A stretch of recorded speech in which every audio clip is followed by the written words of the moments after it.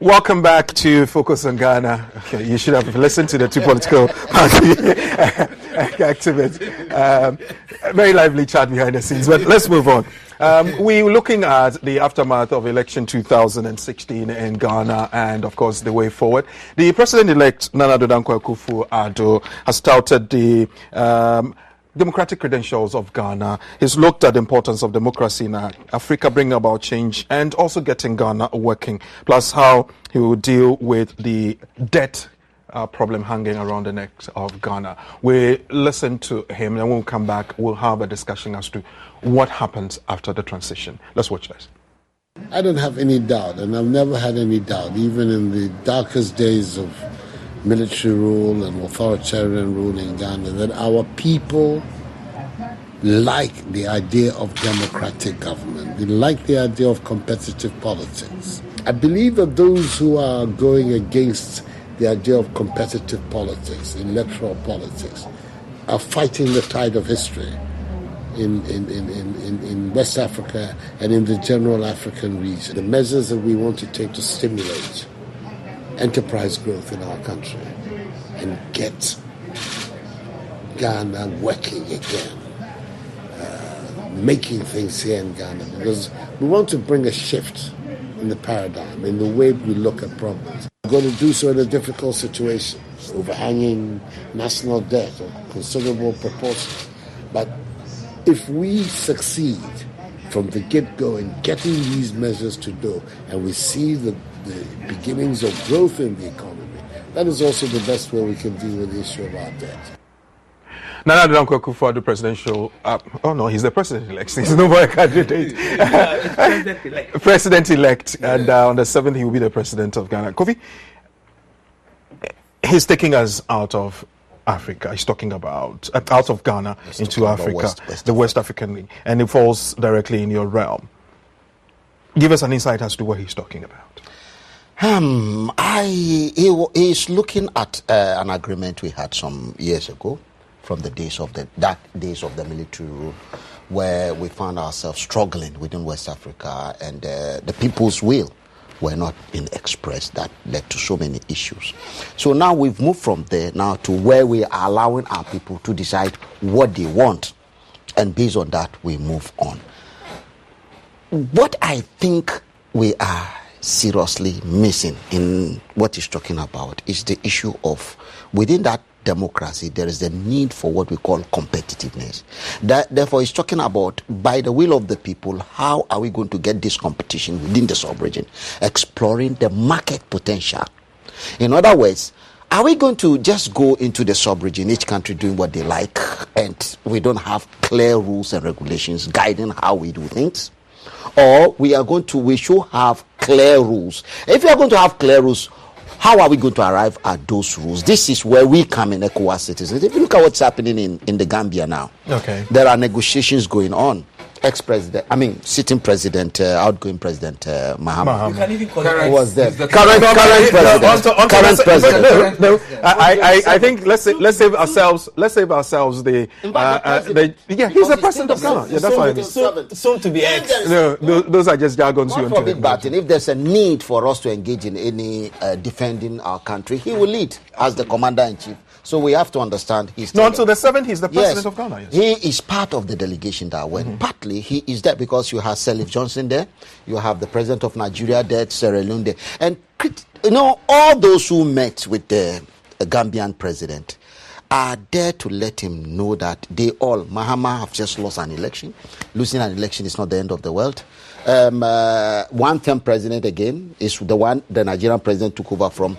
Sierra Leone had war based on this kind of problem. Liberia again. So what they went to talk to him about is, how do we get out of this challenge? So we can look at Nana Akufo-Addo looking beyond Ghana and thinking that if Ghana succeeds, it kind of reflects on the African situation, and to get Ghana working, we need to think of our neighbors as well. Is that what he's doing? In a way, yes. But then we should also understand the issue we are going into. For example, if the president said he's not going to back off, what do we do? Are we going to get foreign soldiers to come in, or how do we handle it? So it's a critical issue. I think they need to sit down and look at how can we work with our brother. That is not his problem now. It's a problem of the current situation. There. Before I move on to I will do and Andy would want to pick the thoughts of Sam on the line. Hello, Sam.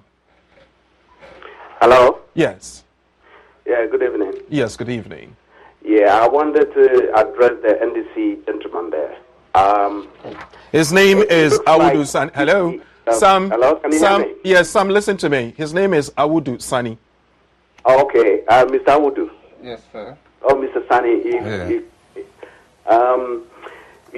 It looks like the NDC self were living in a bubble, because everything there is that the public were complaining about, everything there is, everyone that was obvious, everyone was looking at, everyone was seeing, it was only the NDC not seeing it.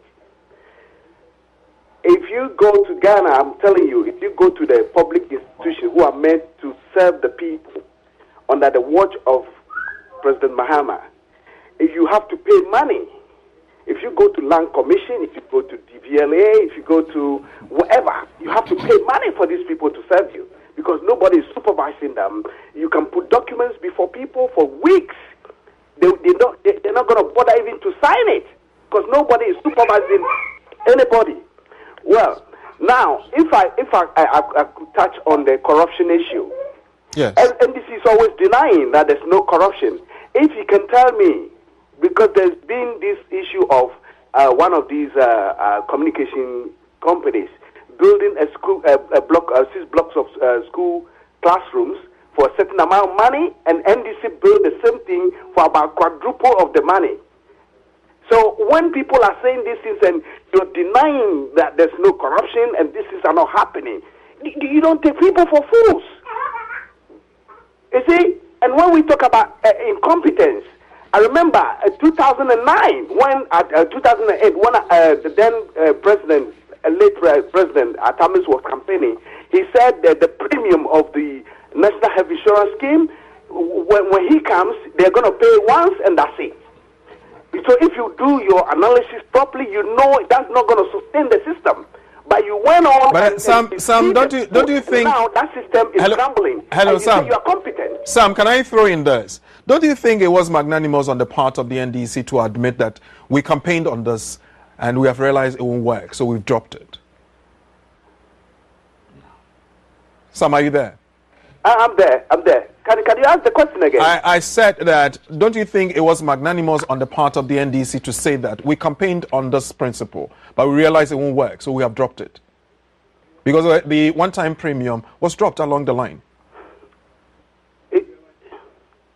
NDC is a party of deceit.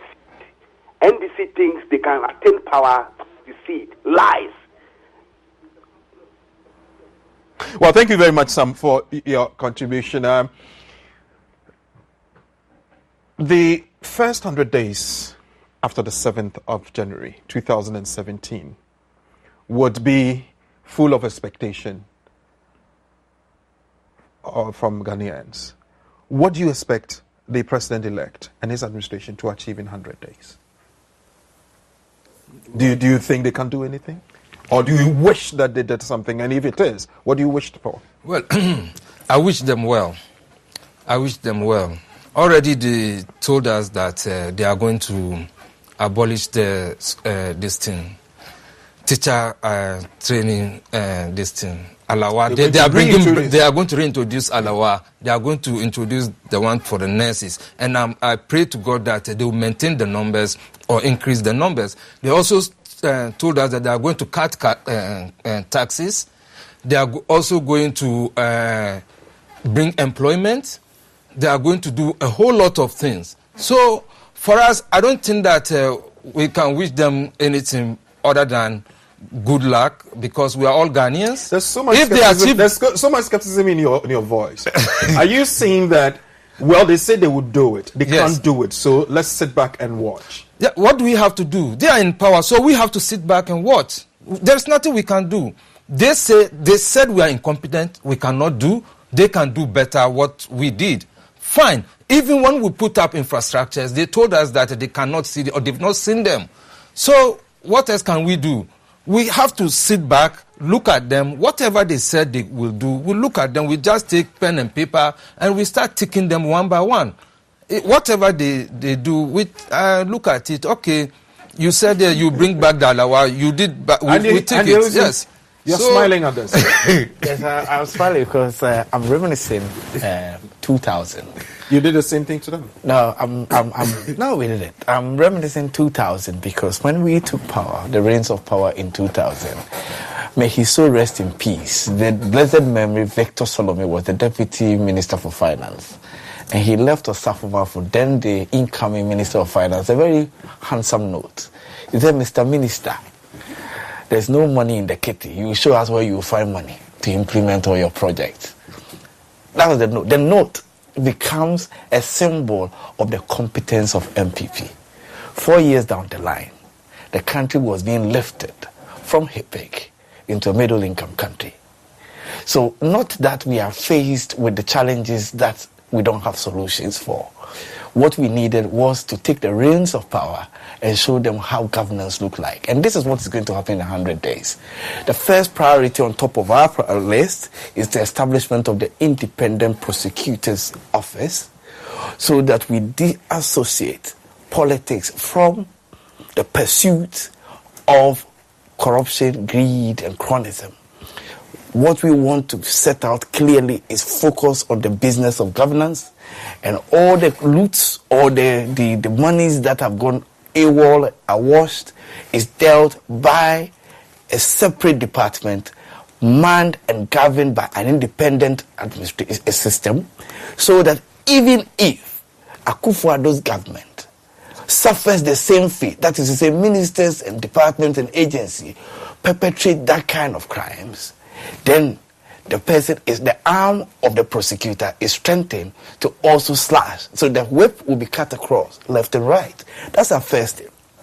Second, what we want to do is to harness the talents and the resources that is available to us now and setting out in hitting the road running in terms of delivering our campaign objectives. On top of our list is the creation of jobs. To create jobs, you have to make sure that you have the mechanics in place to make sure it works. The mechanics are that we have identified over 240 businesses that are already in the system that government is going to partner in establishing those businesses, strengthening those businesses. What Ghanaian youth want are jobs. What they don't want are 3 or 4 people made millionaires who controls everybody. What Ghanaians want is that wherever they are... So are you going to immediately resume the allowances paid to nurses and teacher trainees? Sure. In our first budget to Parliament, you will see, they say they will show us where we will find the money. We are committed to 2 projects. One, ensuring that free senior high school is implemented to its fullest. Can I take the final 1 minute of your submission time and give it to Jeff so I can take that as a final call? Hello, Jeff. Yeah, good evening. You have a minute. Let's go. What I wanted to say is that in the first 100 days of Akufo's government, yes. What I want to know is that, Ronnie's Akufo, Mills, and John Mills have all done well. They've all advanced our democracy. But what is baffling Ghanaians is that when Ronnie came, he made a big government. He made what? Akufo came, Akan. Then, what's the name? Mahama made only all Northness in the ministers. How do you prove these? Hello, Jeff. Hold on 1 second. How do you prove these allegations? They are there. 90% of the ministers are airways. Then they come to Akan. 90% of them are this thing. Then John Dramani. We have that one too. Then secondly, the funding. Candidates and parties fund their own election. Ghanaians don't give them money to do their election. So automatically, they're going to be corrupt. Then the last one that I say, this 10% that they've been taking on projects, a project is executed, they take 10% on it. I mean, all these things goes against them. That's what I have to say. Well, thank you very much, Jeff, for your contribution. Kofi, the first 100 days. Now, Andy has listed a number of things that they're going to do. First and topmost, the setting up of the independent prosecutor office very important to do that. What do you expect? Well, we have YOCO, isn't it? That is supposed to be their job, actually. But for some reason, I'll say probably it has been politicized. For purposes of those who don't know what YOCO is, there's Economic and Organized Crime Department of the Ghana Police Service, I guess. Mm-hmm. Okay.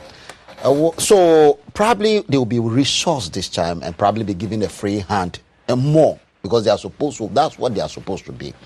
I think that's what the president-elect want to do. However, 100 days will be honeymoon, of course. And we are going to be watching as the promises are coming out. And I'm sure there won't be much pressure. It's after that 100 days that we'll start critical analysis of what is happening. However, we need to give them some time to settle in. We need to give them some time to... No, with the heightened expectation of the Ghanaian, how much time do you have to give them? Well, because he should know what he is coming to do. He's tinkered with the idea of ruling the country for 2 times already. Yes. Well, that is quite clear. You see, we are not waiting to be sworn in before we do a thank you talk, right? The president, the man Akufo-Addo is so eager and has some fire burning in him. You see, he was announced as the president-elect. He decided that between now, before 7th, he will go and do all his thanking. So that the moment he assumed the power from the 7th and the 8th, he's a president of Ghana. He's not a president of MPP. He's not a president of a section of people. Well, what we want to do, you will see that from the 8th, then we will hit the road running.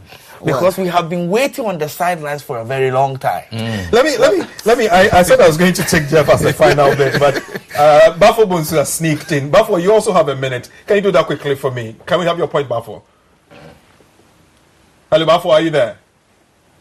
Well, that saves me a minute. Well, Kofi? I quickly want to chip in something because as we are moving on, full of hope, we need to be a bit circumspect along the line. Remember, HIPIC was it's a global issue that came by accident. That luck is not in front of us at this point in time. We just hope promises that have been made, so many of them, we are able to carry them out. As an economist, what we fail to realize that anytime you set up an industry in one place, you are automatically killing an industry somewhere. In other words, because most of what we consume is coming from somewhere. So as you are setting up your own industry, the supply, where it's coming from, will be what? They will be unemployed because we are creating employment. Okay. Actually, these are some of the challenges we do raise from our perspective, looking at the ECOWAS efforts, that we can be able to have a better platform in tackling these problems better than the way some of us think they can do it. But if we feel within Ghana, and I have always wished for the best, that let us see how within Ghana we can make that magic of creating these things without having the external interest or influences. Let me conclude with Peter. Peter, you have a minute. Good evening and good evening to your panelists. Good evening. I just want to touch on the 100 days of Nana Addo Dankwa Akufo-Addo. In fact, to me, I do not expect so much things being done within the first 100 days. But what I definitely expect to see is that a very clear picture as to some of the policies he is going to make sure that they are all done within the first year, are all being painted very clearly to us within the first 100 days. Yeah. One thing Nana Akufo-Addo himself has said, which I think is a laudable thing, is to clear off the arrears of all the contractors. He said that he's going to pay them off within the first 100 days. He has said it openly. So that is going to pave way for him to have that focus, to concentrate on what he's going to be doing. So within the first 100 days, I want to see a team being put together, the competency being shown to people that these are the team who are going to, mature and make sure that the things are being done. So that picture has to be there. All right. Thank you very much, Peter. As I said, I had a minute for you. So starting from my immediate left, let's round up and put together our expectations of the new administration. And, of course, on the part of Ghanaians, what it is that has to be done to help the administration succeed. Well, what has to be done is, led by Nana Akufo-Addo himself, is to build confidence in Ghanaians that we can do spirit, which I think he's doing very well in it. But more importantly, like Barack Obama once said, we don't need strong men in Ghana or across the country. We need strong institutions. And strong institutions are based on rule of law, allow laws to work. And from what he's saying and the way he's going, I'm sure that is exactly what we are going to get. And to me, it's the greatest part of democracy. And we want to see more of that. I think he can do a lot. Okay. Well, Audu. Yeah, thank you, Kweku. I think that the greatest thing that happened to all Ghanaians is the peaceful elections that we had. And then I have seen a smooth transition also going on. But there are some few flashpoints here and there which are unfortunate events.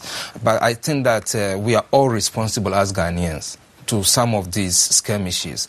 It's important for all the parties to come together and address those issues. But I also say, MPP, welcome. Now the ball is in your court. We are the spectators. You are on the field, so we are watching. Play it again. The ball is in your court, Andy. I think he's quite bitter. What I would say is that Ghanaians should expect competence. Ghanaians should expect a fairer society. The Ghanaians should expect rule of law. The Ghanaians should expect one nation agenda, equal opportunities, and it doesn't matter whether you are NDC, MPP, PPP, CPP.